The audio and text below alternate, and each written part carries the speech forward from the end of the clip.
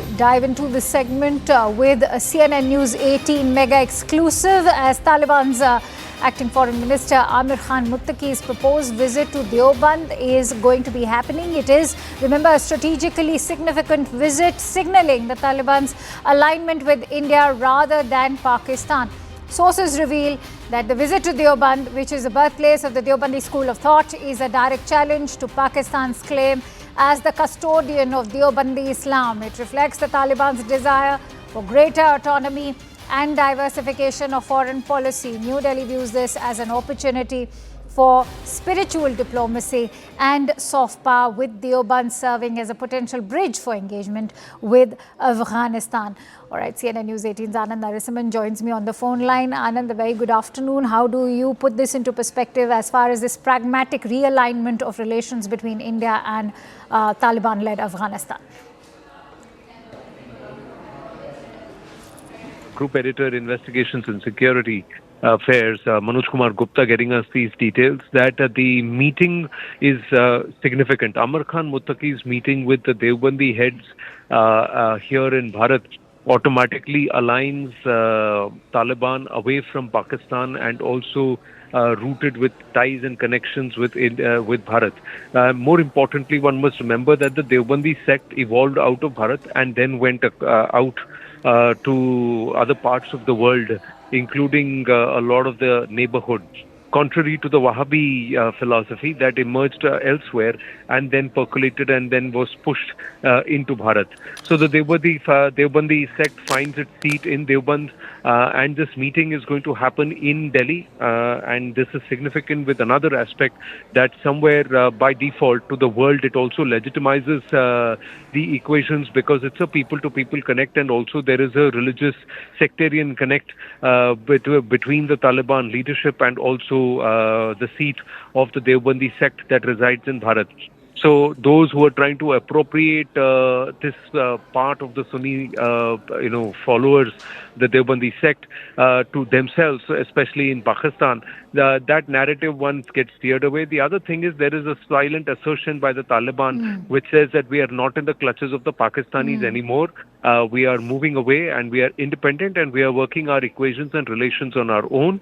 And somewhere it also allows Bharat to somewhere legitimize its engagement with the Taliban regime for the better of the people of Afghanistan. Right, Anand, it's interesting you highlight that. How do you weigh in on this realignment in this entire region? Because remember, it's not just counterbalancing Pakistan, but also China. Most importantly, Donald Trump's now his own pressure to take over the Bagram airbase. Well, between the US and the Pakistani and the Chinese, they have an eye on Afghanistan. But the Taliban are not willing to hand over the Bagram airbase back to the Americans. And also there is a difference between Kandahar and Kabul, or the Haqqani faction that finds its roots in Pakistan, and the entire, Kandahari faction, which is more part of the core Taliban leadership that emerged out of Afghanistan. And that core Taliban leadership that emerges out of Afghanistan has its loyalties deeply rooted not just in Afghanistan but also with Bharat, because many of those leaders have done their advanced studies, even higher education, and trained also here in Bharat before they decided to follow a path that ended up them being labeled as a terror organization and an organization which the West had seen as with a very, very strongly colored vision, and that is something that was accepted across the world. But one must not forget that the Taliban and Afghanistan was caught in the crossfires of this entire hegemonistic power struggle between Russia and the US, and thereafter it is China and the US, and the pawns of engagement were Pakistan, which profiteered by trying to play up to both China and to the US, and it siphoned off billions of dollars, which Trump himself called out during his first term. So these are all realities. Russia has got no more stake in Afghanistan, but the Chinese now find that to be a theater of action, because they would like to control the rare earth minerals and also that region, to exercise a certain level of influence in that region, because Afghanistan on all sides saddles the Middle East.